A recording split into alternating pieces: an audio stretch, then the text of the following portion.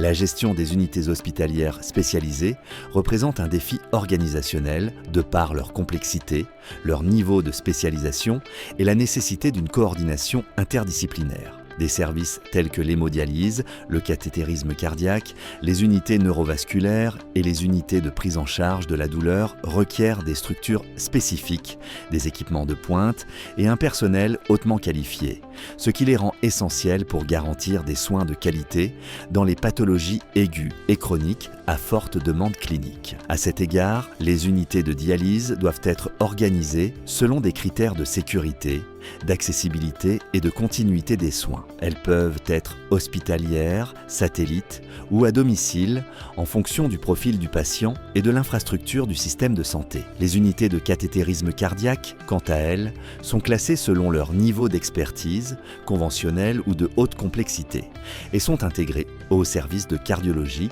jouant un rôle crucial dans la prise en charge des syndromes coronariens aigus.